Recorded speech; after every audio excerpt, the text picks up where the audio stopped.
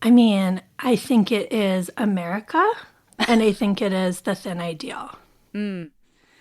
Jeans are this classic Americana fashion, I mean, there's just a whole history Yeah. of jeans being the staple of American wardrobes that it's hard for us to imagine not existing with them. Like, it would be like if we all stopped wearing underwear or something. Like, it feels that foundational. But like a post-World War II thing too, Yeah, right? absolutely. Like, so it's contemporary fashion Yes. feels impossible to imagine without jeans. Yeah, I mean, you think of like the Ralph Lauren ads from the 80s when we were kids, or, I mean, Brooke Shields, like Calvin Klein jeans. Like, jean marketing it looms very large in our cultural memory. And then the thin ideal comes in because, as we're going to talk about, jeans are incredibly hard to find. The less you adhere to the thin ideal, the harder your jean search will be. Yeah. But yet, we're attracted to them because they represent this certain body type that you would have in order to, quote, look good in jeans. Yeah. So we're attracted to the jeans themselves, and we're attracted to the body we think we need to have in order to wear the jeans.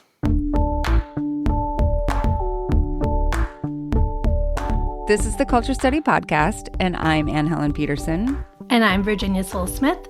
I write the Burnt Toast newsletter, host the Burnt Toast podcast, and I'm the author of Fat Talk.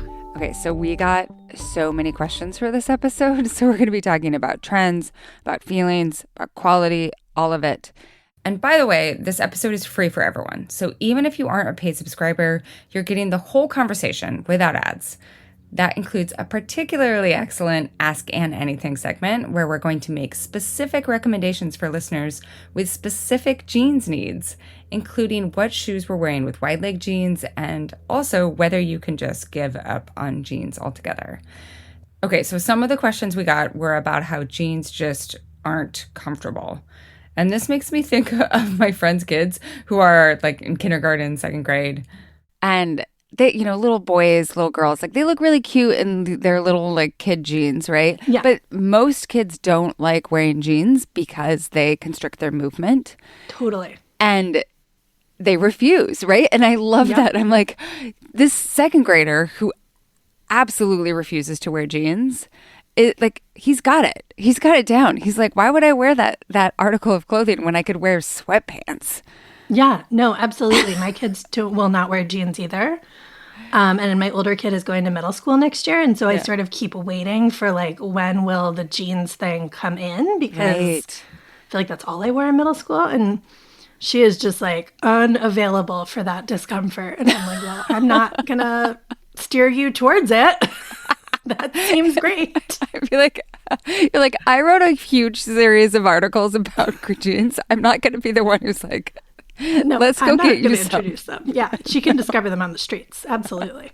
I mean, what do you think it is about too that a jean is supposed to like serve all of your needs? Like it's almost this like myth of like incredible utility that you can like, from your fashion. From fashion magazines, like you can dress it up for like what was the phrase that they would always use in fashion magazines? Day to night. Yeah.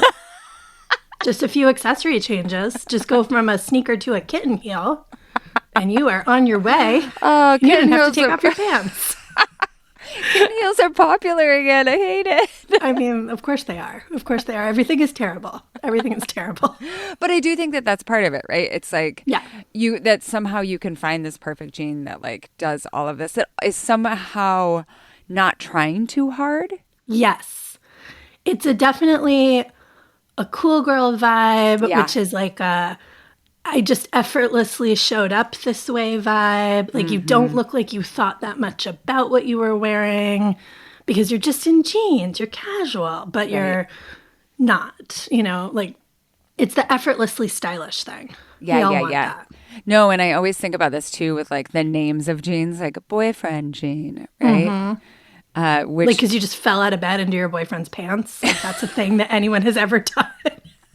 I just tossed on these pants that were lying on the bedroom floor, and they are so adorable on me. Yeah. Well, yeah. So I think that that's like our top line thinking that's going to help us as we move forward and answer all of these reader questions. So we have a ton of them. Let's dive in. This first one comes from Rosalind. My question is, are they just fucking with us? This is about jeans. I don't know who they is, but I'm pretty sure the answer is yes. A month or two ago, I got a marketing email from Levi's titled, "The Early Aughts Indie Revival Starts Here." And you'll never guess what it was promoting: skinny jeans. The marketing copy was "Party like it's 2012."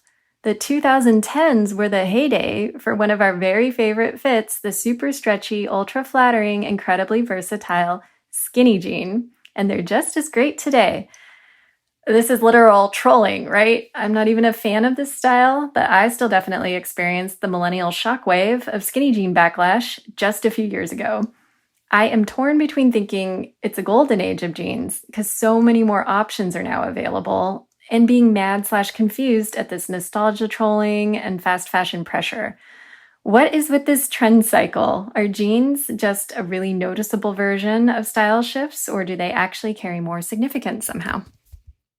There's so many questions here, but I think we should first flag some of this marketing content, right? Like the super stretchy, ultra flattering, incredibly versatile skinny jean. Like, who is this marketing copy addressing?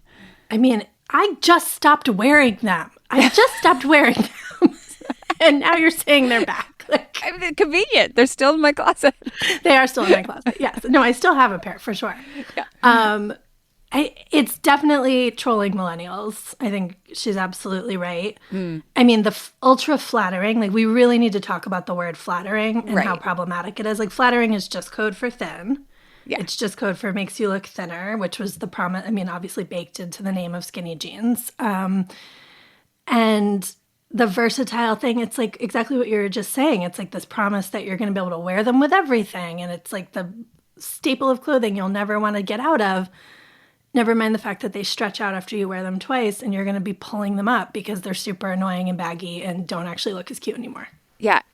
You try them on the first time and you're like, oh, I kind of like these. And it's usually because there is a high elastic content.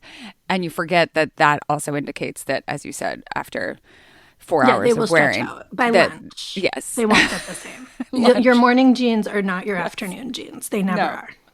No. I do think, the one thing about skinny jeans that I appreciated is that they did make footwear possible. Yes. They are versatile for footwear. I agree. Yes. Absolutely. Like, I knew what I could wear with them, right? Like, you can wear heels with them if you are that sort of person. Sure. You could wear booties with them. You can wear boots over them. You can wear tennis shoes with them. Like, they had that capability. You could wear sandals. You could wear flip-flops with them and not worry about getting the nasty early 2000s drag from the bottom of your jeans. Yeah, when we dragged our jeans through the slush and the whole bottom 6 inches would be soaked. Yeah, that was a dark time for sure. And it was just ratty because unless you I don't know, had a fancy mom who was like, oh yes, you should take advantage of Nordstrom's free tailoring and get your wide leg jeans hemmed. Your perfect length, yeah. Which again, it shows. I think the myth of jeans is that they are effortless. Yes. And now you are going to the Nordstrom's tailor to get them hemmed to the perfect length. There's nothing effortless about jeans. Jeans are the most effortful item of clothing. They are so much work. It's such a myth. We'll get to this later, but I'm shopping for jeans now. I happened to be in downtown Seattle and I was like, this is my chance. I'm going to the Nordstrom flagship and I'm going to take 30 pairs of jeans into that changing room. And I did. And I came out with one and I was like, I did it.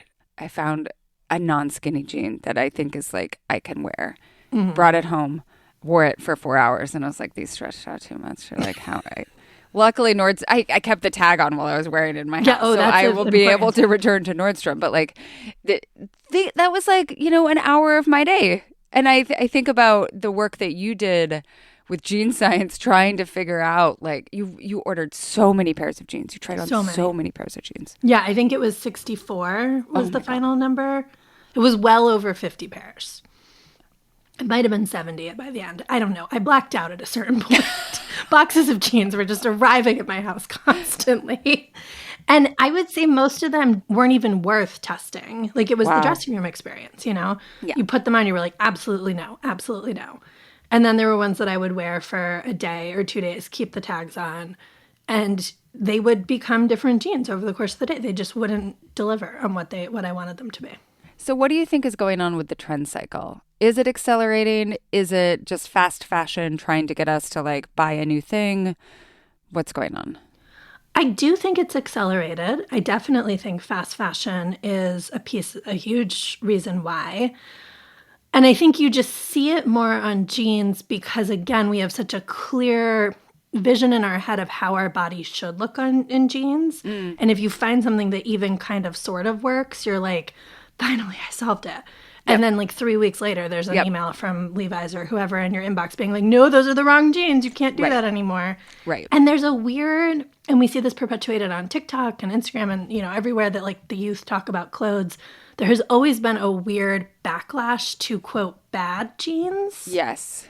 So like having the wrong jeans feels like a very dangerous proposition. Like it feels risky to have the wrong jeans. You're going to code yourself as old. You're going to code yourself as fat. You're going to code yourself as untrendy and unstylish and unprofessional. Like there's a lot riding on having the right jeans. It's so fascinating too how that coding switches as we age, right? Because when we were teens, it was you didn't want to have mom jeans, right? Like you didn't want to have Lee jeans or whatever, like, you know, what we thought of as mom jeans. And then as we aged, it's like, I don't want to have the jeans that make me look old instead of, well, I guess it's still old, but it's just like what you're aiming for is a different, like, well, and it's the middle. trend coming around, right? Because now the like Gen Z will wear mom jeans, but they're wearing them ironically. Like they'll wear the giant jeans. Yeah. But they can pull it off because they are young and, you know, in many cases, in terms of what you're seeing on social media, thin. Yeah. And so then for me, a fat mom to wear mom jeans would not be an ironic statement. It would just be me being a fat mom in jeans. And so then it's like, oh no, I have to do something different to subvert that. When of course what we really need to be saying is like, there's nothing wrong with being a fat mom. Like, just be a person wearing jeans. It's great. What we're trying to communicate through the jeans is actually quite harmful and like negative stereotypes about our bodies. Well, and then you don't want to be the mom who's like trying too hard, right? Right. It's so hard. Right. Like if you're trying, like you have to somehow signal that you're like with it. You're like, I watch TikTok. I know skinny jeans are out, but also, am I supposed to be wearing these wide leg pants? Yeah, I'm not going to go too far. Yeah. And you see this, I think, in the silhouettes that are marketed, like something at, like, say, I don't know, Anthropologie. They're trying to find that comfortable middle instead of like, for sure. Madewell for sure is like really always trying to thread that needle for us, and I appreciate it, but it just also makes me feel more confused. How much of our, you know, we said this is millennial nostalgia trolling. I do think, you know, and we talked about this a couple of weeks ago in an episode about millennial nostalgia. We are at a particular point where a lot of the fashions that are coming back into fashion are from our teens and early 20s. Yep. And I think it brings up body feelings. Yeah, because unless you were frozen in time in 1996, your body changed in some degree. Can you believe it? You know, 30 years. How many years? So many years. I can't do math, but many decades have gone by. And so if you're going to revisit a trend from your youth, it's not going to look the same way it did when you were 14 or 12 or whatever, you know, when you wore it. And so you have to process that. Yeah. And again, I think it's the ageism too of like, wait, we can't have a trend that like what we thought was cool when we were young can't be back now, because that would mean that we are like over the hill. And we have to really push back on that, right? Like, yeah, it makes sense. When we were kids, like I remember the 70s were trendy because that was, you know, the thing that was 20 years earlier. Like, of course, this is just how time works. Yes. But it is a lot there's a lot of cognitive dissonance there. Okay, next question is from Sarah. I saw a meme recently that was like, just wear the stupidest pants you find. Those are the ones that are cool. Is this true? Can I, as a 41-year-old, reasonably wear the jeans 7th grade me would have done light crimes for? You know, wide leg, long enough to hit the floor. Side note, the kids do not know how good they have it with size ranges, even though there's still room for improvement. I own these jeans, but I feel kind of goofy. Do we just feel goofy in jeans lately? I mean, the current trend is definitely goofy. Like, there's no way around that. Yeah. I have some slightly cropped wide leg jeans, and I came out in them the other day, and Charlie said, "Are you going to like a student rights protest?" Like basically I look like a hippie. Yeah. And I was like, shut up. Like, I'm being fashionable. No, well, and also like this is my first try. Yeah, I'm trying a thing. Be nice. But it did remind me actually of like that same sort of self-consciousness that you get, that I got when I was a teen, and feeling that way again after a point where I had found the great jeans. Like I had found the jeans that fit me all through the pandemic. I was like, these are them.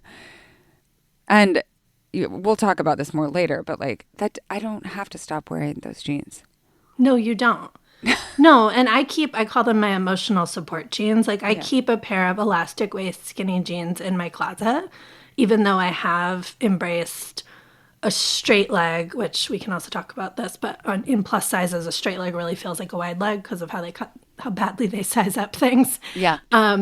So I really am embracing, and I even yesterday was wearing a pair of pants. They weren't jeans, but they were called barrel pants, and I was like, who have I become? I am so evolved. But like, yeah, I'm still going to pull out my emotional support jeans for certain situations where I feel like I need that armor, or I need that. I actually need there to be less decisions in my brain about what I'm wearing and what shoes go with it, because I already know with the emotional support jeans. Exactly. How do you feel about distressed and also lots of pockets? I used to have this principle, this moral value of mine, that I wouldn't buy jeans that someone else had already put holes in. I was like, why would I pay for jeans with holes in them? That's such a dad thing to say. Like, did you pay more money to have less pants? Yeah, exactly. I feel like that's like some like waspy value that I can let go of. But no, now I like a distressed jean.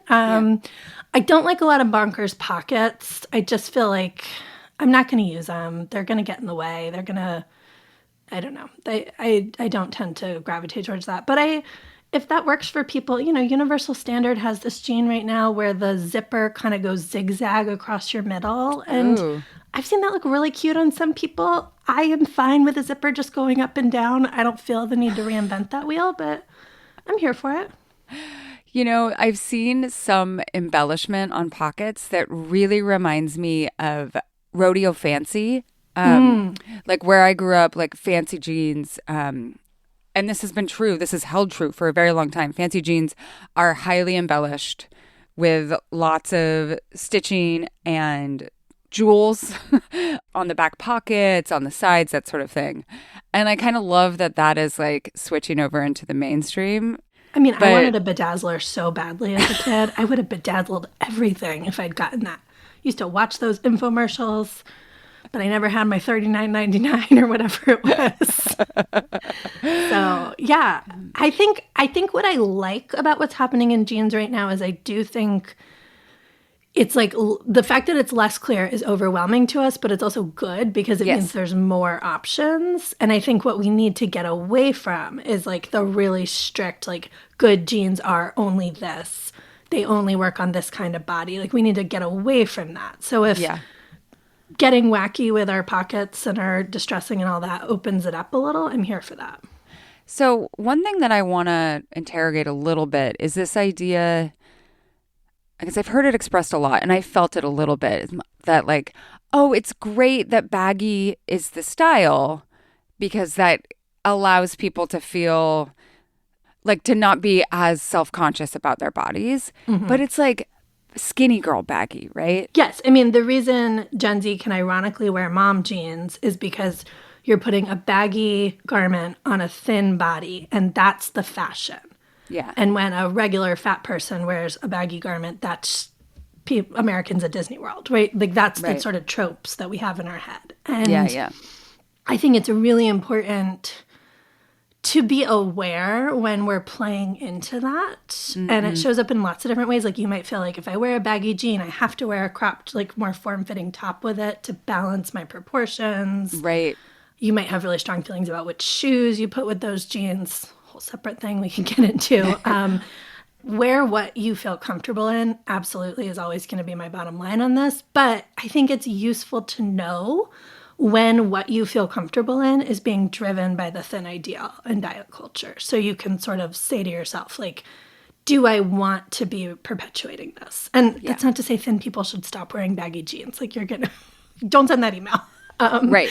But yeah, that is what's attractive about it. We have this idea of bagginess looking interesting on a thin body because of the contrast. And we also have this idea that bagginess will, quote, hide flaws or hide problem areas.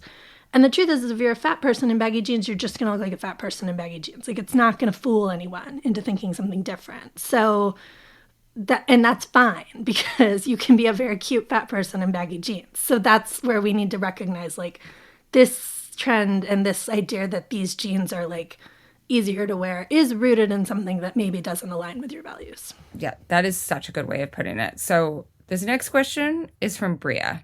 It's about denim quality, and Melody's going to read it.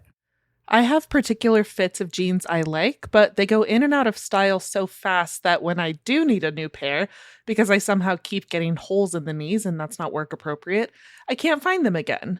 How do people make good jeans last for a long time, and what do you do when you need a new pair? I feel like you have some insight into this, Virginia, in terms of like jean quality and how you can assess it. I mean, on a personal level, what I can tell you is that I bought the Madewell high-rise skinny jean in the Danny Tinsel wash probably 6 or 7 times. Like those were the jeans I found that were my skinny jean that I love so much. And I just would buy 2 pairs a season because I couldn't keep the thighs from wearing out. Like my thighs rubbed together and I bust through the jeans, which for the price of those jeans is absurd. Yes. But yeah, that was my solution for several years until Madewell stopped making them. I don't feel like I found a jean I love enough to do that with. But the jeans quality is terrible because of the way the same reason that garment quality in general has really dropped down because of the manufacturing processes. Is there any way that you can keep a jean in better shape?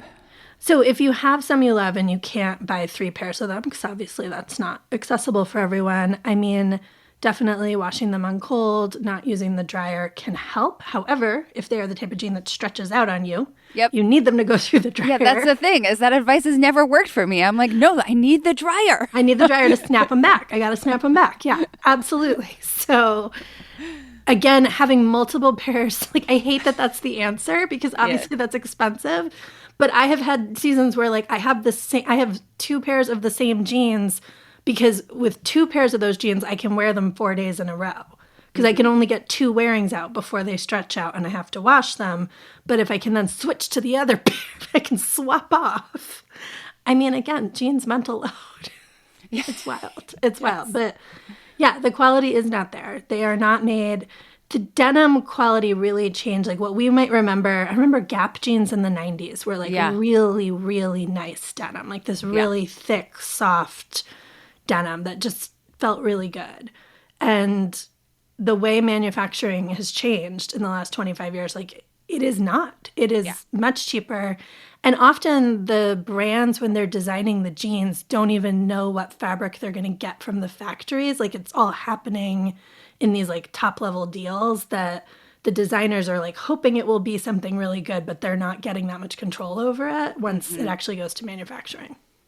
And I do think that adding stretch to jeans makes them more susceptible to wear out, right? Yeah. I mean, that's the other really big change is we didn't have stretch jeans in the 90s and now we do. And it's been like both a blessing and a curse. I mean, it makes jeans more wearable. Like you can breathe in them because a non-stretch pair of jeans, like I actually like flinched thinking about putting that on my body. But it also means they're going to stretch out faster. And the percentage of elastic that goes into the jeans really impacts this. Yeah. And the hard thing too is that like You can't even think about like patching. I'm thinking of like what it would feel like to have a patch in that inner thigh region where my jeans No. always rub off. Like, no.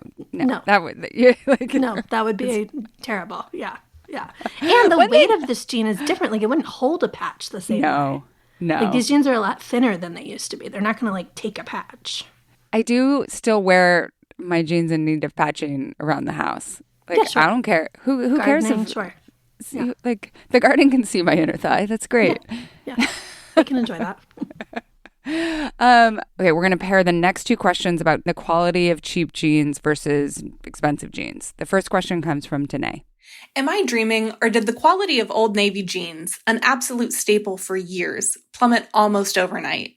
The reasonable jump seems to be to Madewell or Abercrombie for women's jeans these days, but $40 for Old Navy to $128 for Madewell is a massive leap. Are there actually quality jeans out there that are more reasonably priced? Or, leaning into the why is everything so expensive right now question, is this just what we can expect to be paying for decent denim?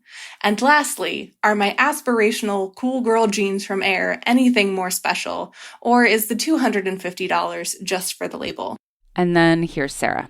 Katie Storino, who's a influencer, a plus size influencer, inspired me to look at quote unquote cheaper brands of denim because she said there is no longer a big difference in quality and style between lower price points and higher end denim. So I tried a few examples from Old Navy and Torrid and was shocked to find that I agreed. There is definitely room to improve in terms of style, but I could find really cute pairs of jeans that were only about $30. And these have far outlasted some of my much more expensive pairs from brands like Madewell and Good American. What is going on? Is this only true for plus size jeans? And if so, why? So some of this is related to the episode that we did with Amanda Mull about why clothes suck right now. And you mentioned this earlier about like international agreements on standards for fabric quality and all this sort of thing. But I really loved your discussion of cheap jeans versus expensive jeans when you did Jean Science. So what is your thinking here? I mean, I don't think there's a huge difference at all. I tried, I bought a $300 pair of jeans during that experiment. They were just as disappointing as the $128 Madewells, as the $40, all the way down. And I think I can't quite answer if it's true for non-plus sizes because I am plus size and that's what I was trying. That's really where my focus was. But it is 100% true for plus sizes. And the reason is brands like Madewell and the one that she mentioned, Air, they don't know how to design jeans for plus size bodies.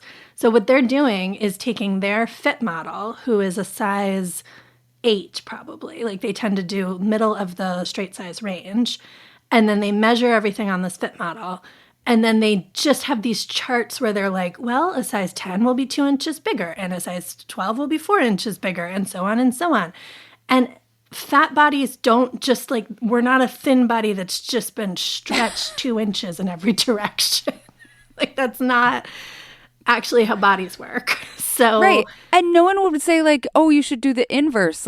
Let's have a fitting on a plus size model. And then to get to a size 4, let's just reduce. Right. Nobody's taking a size 18 and then just shaving it down. That's not how it should work on either way. Yeah. Yeah. So, very often the cool girl brands that primarily make straight sizes, when they add the plus sizes, all they do is this gradation thing where they just kind of stretch out the pattern. It gets wildly distorted and it doesn't fit anybody's bodies.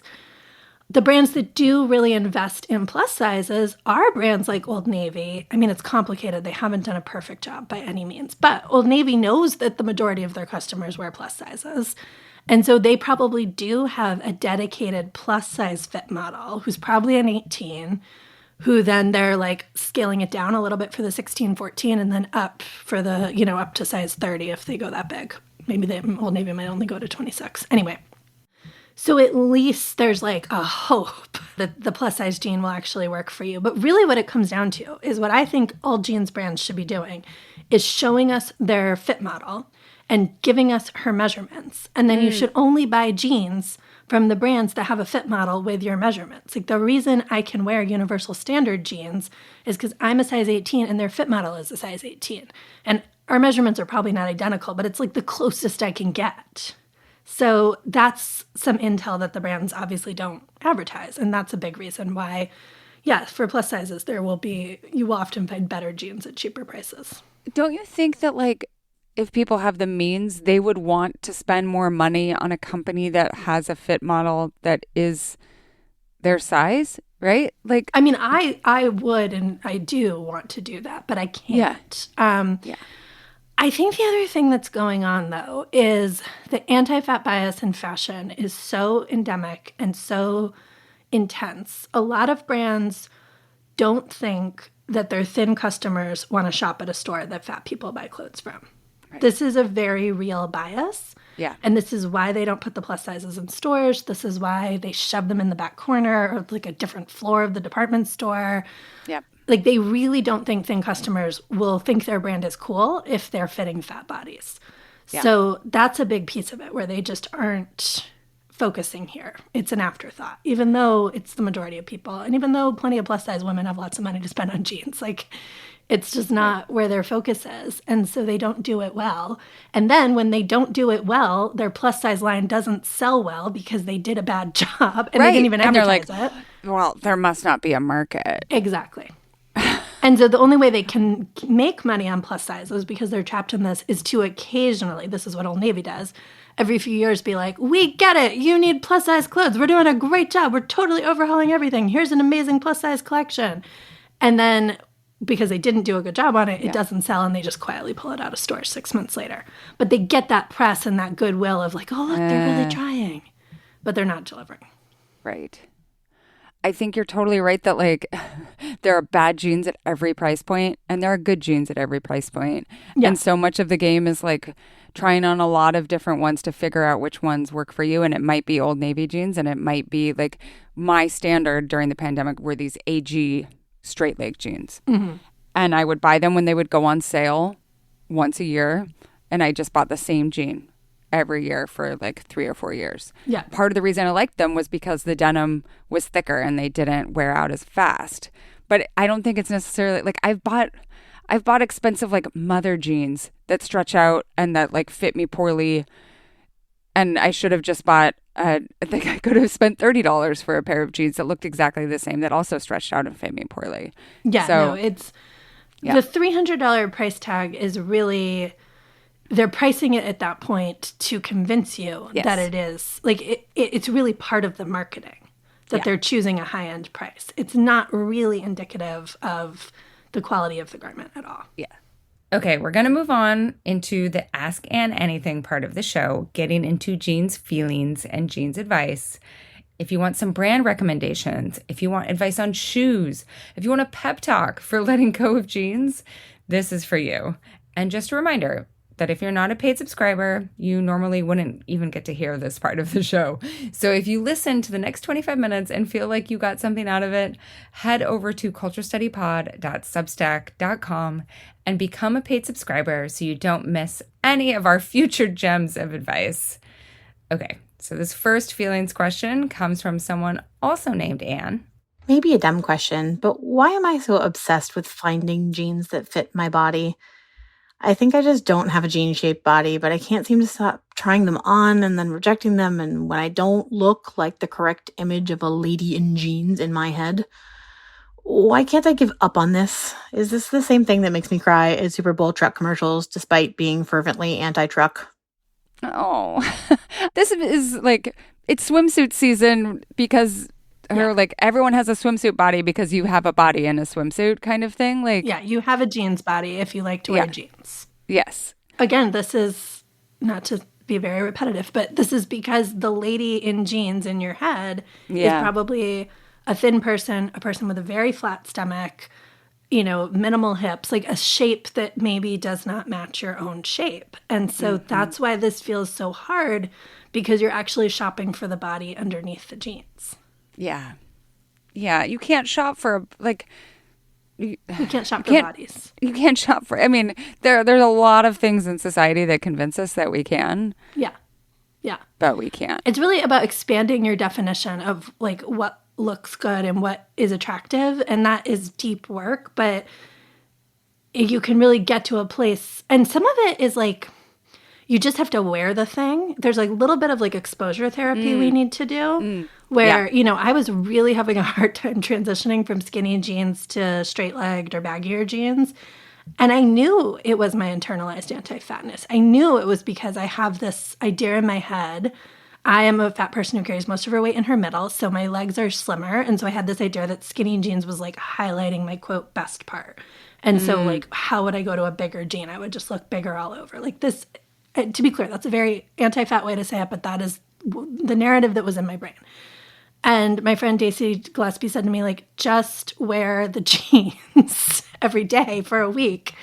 And, you know, I did that. And then I was like, oh, I look adorable. Like, I was able to totally adjust. Yeah. And the funny thing is, I had to do the same thing for skinny leg jeans when that trend first came in. You know, when yes. We were like, oh no, gosh. we'll look like ice cream cone bodies. Like there was this it felt so weird. so weird to give up your bootlegs and go to skinny jeans. That was a whole adjustment process we had to do. And I was straight sized then, and it was still really hard. I felt like, oh no, I look too top heavy. I look all this, you know, it's like so weird to show ankle. I don't know. We were like Victorian Totally, ladies. like they're so tight on my calves. Yeah. So it is about saying, like, if you really want, like, first of all, jeans are optional. You can just decide they're not for you, and that's fine. But if you're like, no, this would be a useful item of clothing, and I want to wear this, and this style I like, you have to just put it on your body and get used to the fact that your body doesn't look in jeans the way the Madewell model looks in her jeans, but you are still a totally valid expression of jeans wearing.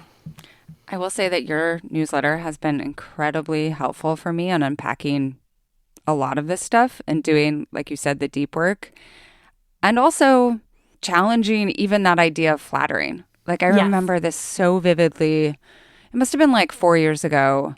I said something, this was on Twitter when we all used to be on Twitter more. I said something to the effect of like, I don't like this item of clothing. I can't remember what it is because it's not flattering on my body. And someone on Twitter was like, you know, push back on that idea. It was like, flattering is just anti-fatness. Yeah, you just mean like, I don't look thin enough in this. Right. And I said like, no, it just means my body, you know, like try to personalize and be like, I just don't like how it looks on my body. Right. When really exactly what you're saying is that like when we say flattering, we mean it makes me look skinnier. Yeah. And how much work to let go of whatever story we've been telling ourselves about what flattering actually means and really examine that. It's hard work, but I think it's really hard work. And it's really like it's deeper than all of this. It's about realizing you don't have to dress for the male gaze anymore. Yeah. It's like about realizing that your body belongs to you. I mean, I really love how Emma Copley Eisenberg, the novelist, her new novel is called Housemates. I really love how she talks about frump fashion and about dressing for yourself and like dressing for the female gaze or dressing for yourself. And like Emma is a fat person who's wearing like big dresses and bright colors and like, you know, stuff that would code unflattering for sure. Right. And she looks amazing. And it's really liberated me a little bit to be like, yeah, I don't like this idea I have of like making that looking flattering is like making me take up as little space as possible. Right. That's actually deeply uncomfortable. And so it's not, if we're going to consider flattering like the way it should be defined, which is like you look like your best self, I don't look like my best self when I'm trying to shrink myself as much as possible. I look like my best self when I'm wearing a color that makes me happy, when I'm wearing fabrics that feel good on my body, when I can breathe because my jeans are not compressing internal organs. Like all of that should be accessible to all of us.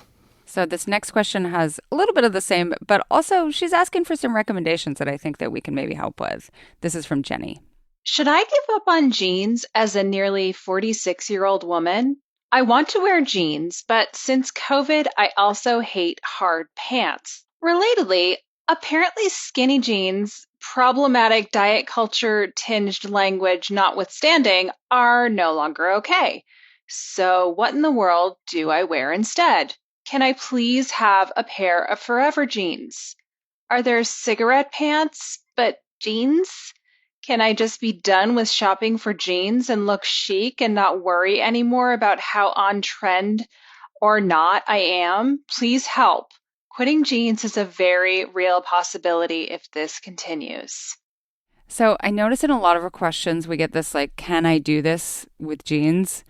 And the askers also reveal their ages.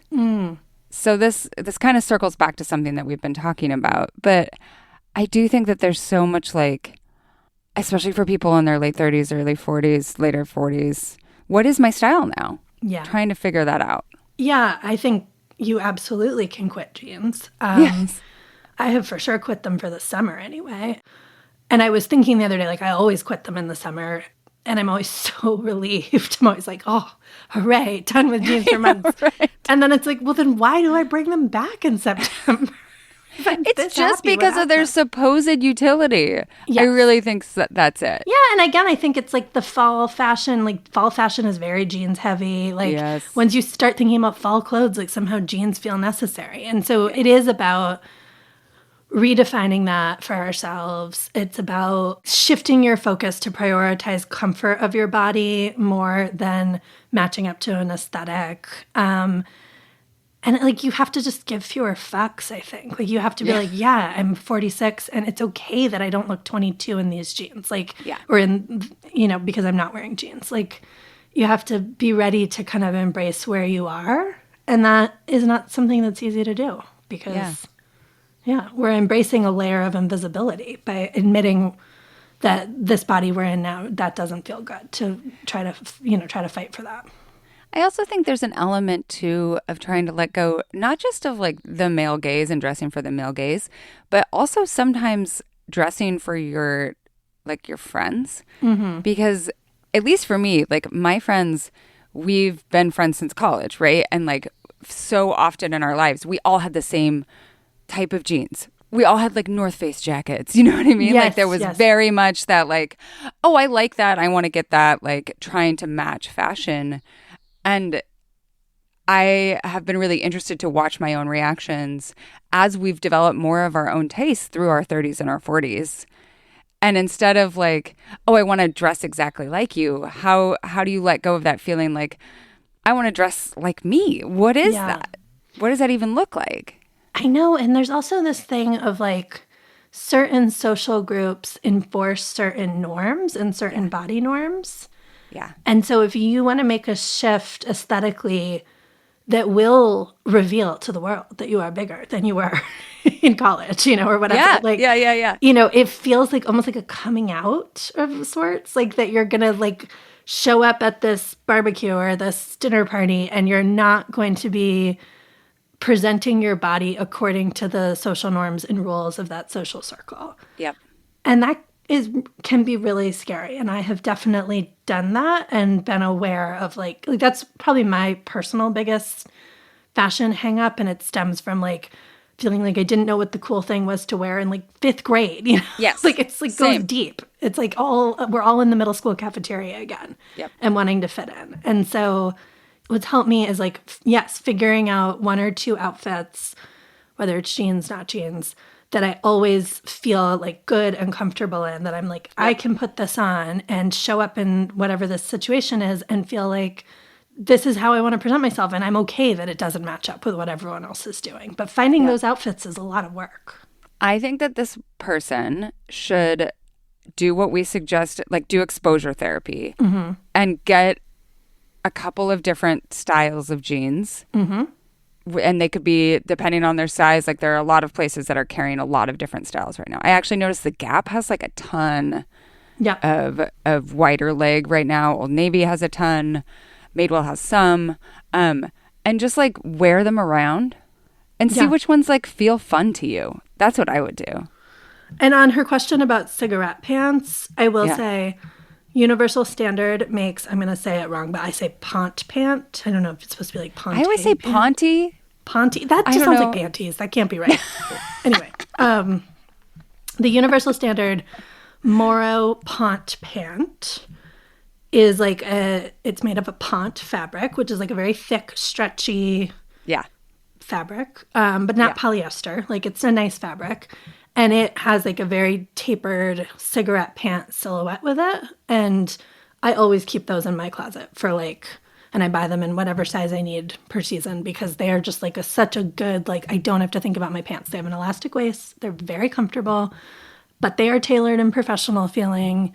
I would recommend checking that out. So I think try all of those. And if you don't like any of those, like buy jeans. Who cares?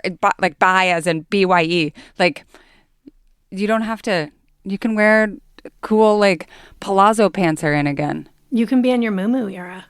I know. Well, and palazzo pants kind of never went out. Like, yeah, you can always pull off a quirky style like that and not worry about whether it's on trend or not.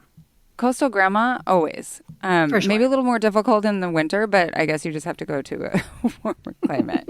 The next question about jeans feeling comes from Sammy. Is my quest to find the perfect pair of jeans actually just diet culture? I'm starting to think that these jeans don't exist. Jeans never feel quite right lately. Maybe that's because my body is different and bigger since having a baby a few years ago, and I'm still dealing with that. Maybe because styles keep changing. Maybe because my body is still changing. I dream of being done buying jeans, but I'm afraid that's never going to happen. I've started to go hard on thrifting instead of buying new, partially because it takes the sting out of the disappointment when something isn't perfect, and it makes it way easier to move on from jeans that aren't the one. But I still catch myself thinking there are jeans out there that will be magical, and I just haven't found them yet. Do I need to book a trip to Boulder, Colorado to spend $295 on curated vintage denim? Or do I just need to relax? So I feel like you have a very simple answer to this one. Jeans is diet culture. Yes. Yeah. Yes. The quest for the perfect jeans is the quest for diet culture. I love that framing so much. I was like, why didn't I write that essay with that headline? No, don't go to Colorado. Don't spend $300. The only way to be done buying jeans is to decide you're like the last question and you're just not going to wear jeans anymore. If you want to wear jeans, you're going to be buying new jeans every year until you die because your body will always change. The styles will always change. They will always fall apart or wear out or stretch out. They are the epitome of a clothing item designed to keep you like perpetually chasing this. Yeah. And she even puts it in the phrasing. She says, I still catch myself thinking there are jeans out there that will be magical, and I still haven't found them yet. That idea that like we can somehow find the thing that fixes our lives, part of that is capitalist culture, but part of that I think is very oriented towards women and their bodies and beauty and all that sort of thing. Like if you just find that thing, we have to keep spending so much energy and time to find the thing that will fix us. I mean, put the word diet in that sentence instead of jeans. Like, is the perfect diet out there? Will I finally lose the weight? Like, it's the same thing. Yeah. And that answers that question. Okay, we did it. This is going to be a fun one. This is a specific advice request from Michelle. Okay, but what shoes do I wear with wider leg jeans? I'm all for relinquishing the chokehold that skinny jeans had on my lower half from 2007 to 2020, but I have no idea how to style looser fitting jeans without just looking silly. Do I need to be thinking more about my socks? Do I just need to get chunky with it? Help. So you have had some solutions that I've admired a lot. Can you talk about what you've been trying? Okay, I think the key to this, honestly, is to live in a climate like California. 100%. Like, where you can have, because the key to this is visible ankles. Yeah. That's what it comes down to.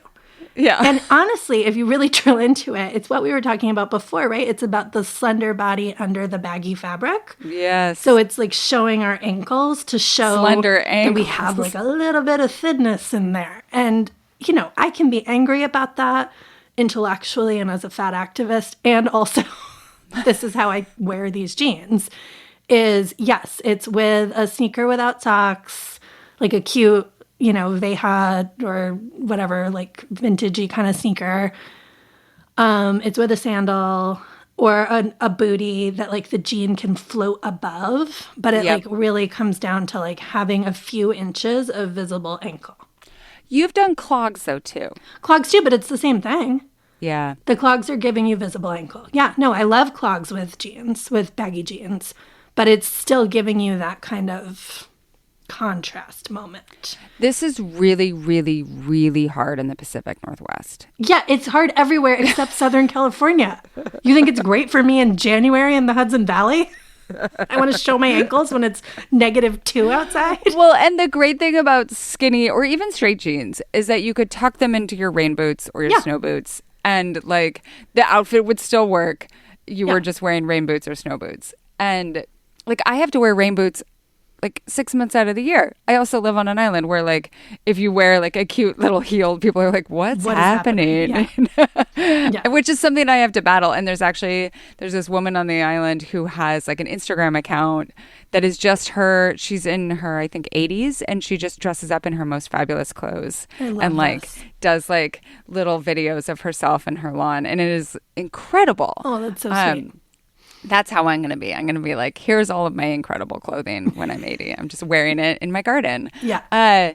But I'm still struggling. Like I have some combat boots that kind of work, but not quite. I mean, and again, if we look to the youth, they're showing their socks. So then that's very confusing.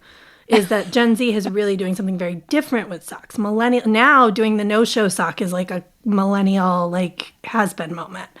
Right. And that was upsetting for me to learn from TikTok. Well, and the other thing about these, so the wide leg that I've tried have all been slightly cropped, just slightly, right? Yeah, I think that is important. But there are the kinds that actually go all the way down, the way that we we dragged them around. Right. And you have to wear a heel. Yeah, because otherwise you're dragging your pants around. Like it's becoming a mobility issue, like a fire hazard. And so I think with those, a clog looks really nice. Yes. And that's what I would wear a clog, not a heeled clog, but I would wear like my first pair of like wide leg jeans from 10th grade. I would wear clogs with them. Yeah. I love that. But no, what we all do in the winter, I don't know. I mean, that's when I do bring out the emotional sport skinny jeans because or I switch to joggers. Like, I just don't know what to do with the wide leg jeans then. And it is a conspiracy put out by Big California, I think. So, probably the tourism board's behind it. I don't know. We can uncover. I think it's Big California and New York, where you only have to, like, if you live in Manhattan and you work in Manhattan and you only have to go 2 blocks for, like, to go to your job, and then you can wear whatever fabulous shoes that you want. Yes, yeah. I mean, even if you live, like, I live in a very car-heavy area, and it is true. I, like, even though I live in a place with a very cold winter, I don't wear my winter coat a lot because I'm, like, getting in my car from my attached garage and then, like, running across the grocery store parking lot. This is always like fine, I can be cold for a second. Like, well, and the norms in the Pacific Northwest are that you don't use an umbrella. Yeah. You just put up your raincoat hood. Yeah, yeah. But then, like, your feet, an umbrella at least helps a little bit with, like, your feet not getting as wet. You're going to have cold ankles. Yeah, so you're just going to be cold. And you know what? If you don't want to make that sacrifice for fashion, there are many other options. Yeah, you don't have to. Okay. So last question comes from Paige. I'm under 5'4", and I wear a size 16, 18. So I am what folks have always called short-waisted. And so even when I find a length of jeans that will fit, the jeans can often sag. And there's a gap where my thighs touch. So I'm constantly fighting thigh rub, even with my jeans. I'm constantly tugging up the jeans. And I am looking for a brand or style option. Thank you. All right. Virginia, do you have any advice here? This is a very, I feel her. I'm not short. I'm 5'5", so I'm like, average height. But I am short-waisted. And I also get the, your jeans sort of start to, they, get stuck to your thighs and, because they're falling down, but they don't fall all the way down. They kind of get caught there.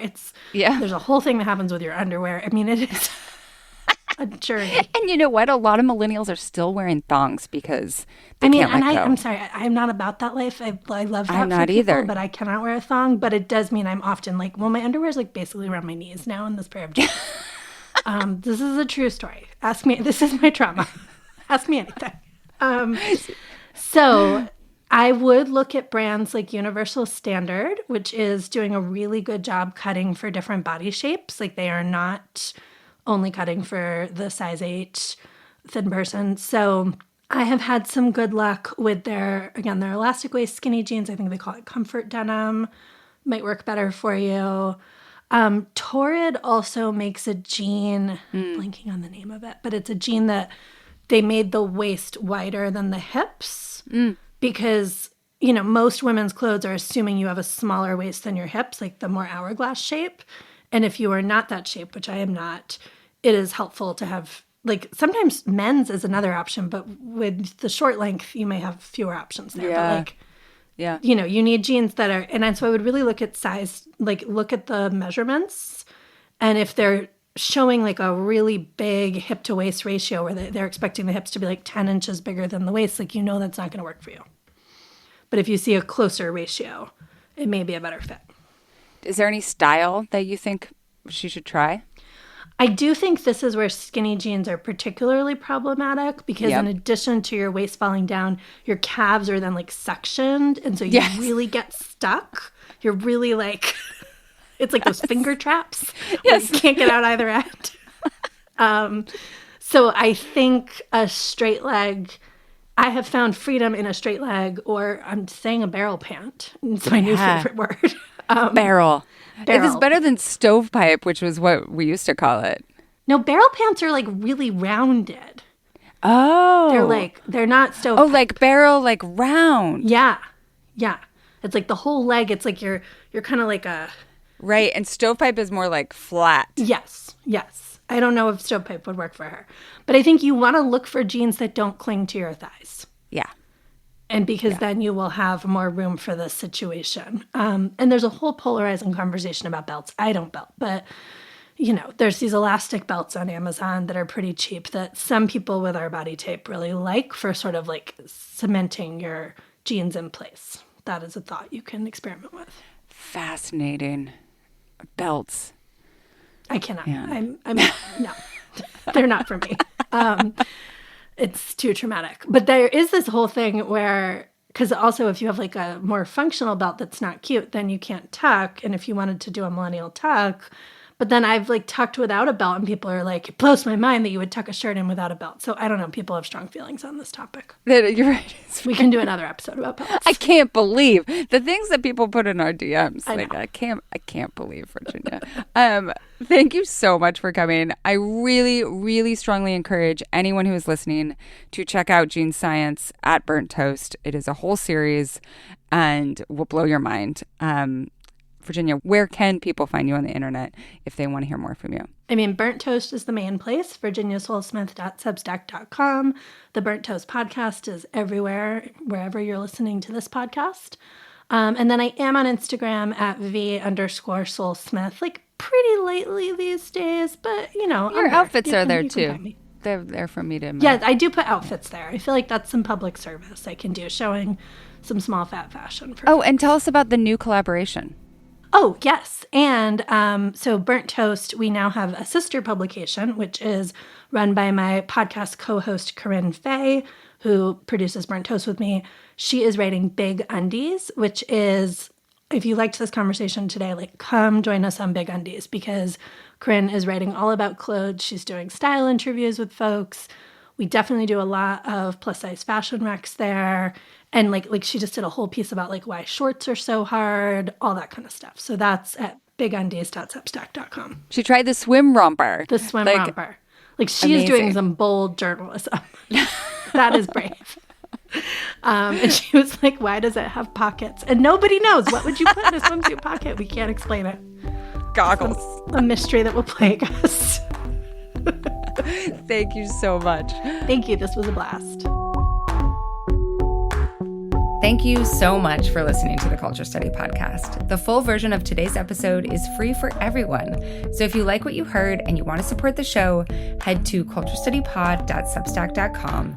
It's $5 a month or $50 a year, and you'll get ad-free episodes, an exclusive Ask Anna Anything segment every week, the weekly discussion threads for each episode, and a link to a special Google form so that your questions for future episodes go to the front of the line.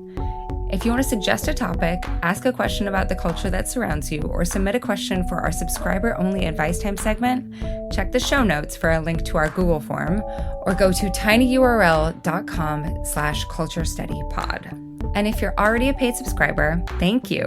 Don't forget to head to culturestudypod.substack.com to take full advantage of all your perks. For this week's discussion thread, what are your gene feelings? What works for you? Is there one magic gene to rule them all? Have you said farewell to genes? Good for you. The Culture Study Podcast is produced by me, Anne Helen Peterson, and Melody Rowell. Our music is by Poddington Bear, and you can find me on Instagram at Anne Helen Peterson, Melody at Melodious47, and the show at Culture Study Pod.